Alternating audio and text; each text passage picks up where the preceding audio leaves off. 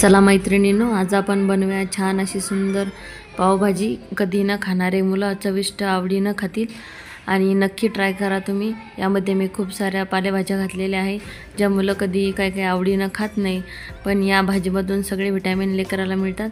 घरच्या घरी अशी सुंदर पावभाजी तुम्ही बनवा। चला तर मग आपण बनवायला घेऊया साहित्य। हे बघा, मी गोबी, फुलगोबी, बटाटे, गाजर, टोमॅटो, बीट, कांदा, मटर असे सर्व साहित्य घेतलेले आहे आणि हरभरा डाळ धुवून घेतलेली आहे। आपल्याला 3 ते 4 शिट्ट्या घ्यायच्या याच्या कुकरमध्ये। हे बघा, अशा पद्धतीने डाळ शिजून घ्यायची आहे आपल्याला डाळ। आणि डाळ शिजल्याच्या नंतर आपल्याला त्यामध्ये पुन्हा त्या ज्या आपण कट केलेल्या भाज्या आहेत त्या घालायच्या आहेत। हे बघा, अशा पद्धतीने आपल्याला त्यामध्ये घालून आणखी 1-2 कुकरची शिट्टी घ्यायची आहे। अशा पद्धतीने बारीक चिरून घाला, म्हणजे जे करून लवकर शिजतील। मी यामध्ये बीट पण वापरलेला आहे। बीटमधून पण मुलांना विटॅमिन मिळतात आणि मुलं बीटला चव नसल्यामुळे आवडीनं खात नाही काही म्हणून यामध्ये मी त्याचा वापर केलेला आहे। आणि 2-3 शिट्ट्या घेते। चला तर मग आपण फोडणीची तयारी करू। फोडणीसाठी मी याच्यामध्ये तेल घालते।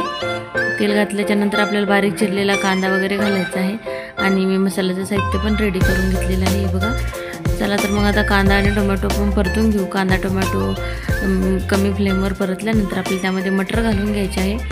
मटर कुकरमध्ये शिजवायला घालायचे नाही, कारण की ते ताजे मटर आहेत त्याच्यामुळे। हे बघा, ते मटर आणि ते झाल्याच्या नंतर आपण त्याच्यामध्ये तिखट हळद घालून घेऊया।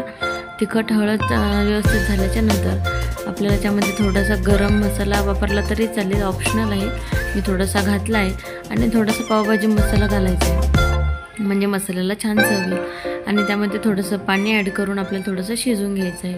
अशा पद्धतीने थोडंसं पाणी घालायचं, जास्त पाणी घालायचं नाही, कारण की आपण ज्या भाज्या आणि हरभरा डाळची कुकरमध्ये शिजवून घेतलेली आहे ते पण साहित्य पातळ होतं आणि पावभाजी बनवण्यासाठी आपल्याला जास्त पाणी नको आहे, त्यामुळे थोडंसंच पाणी घालायचं।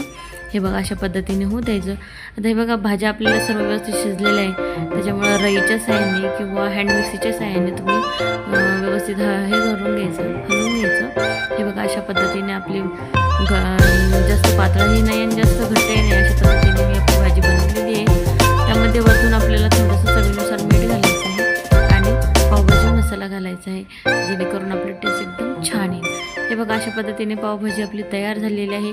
तुम्ही नक्की ट्राय करा, खूप चविष्ट आणि स्वादिष्ट लागते।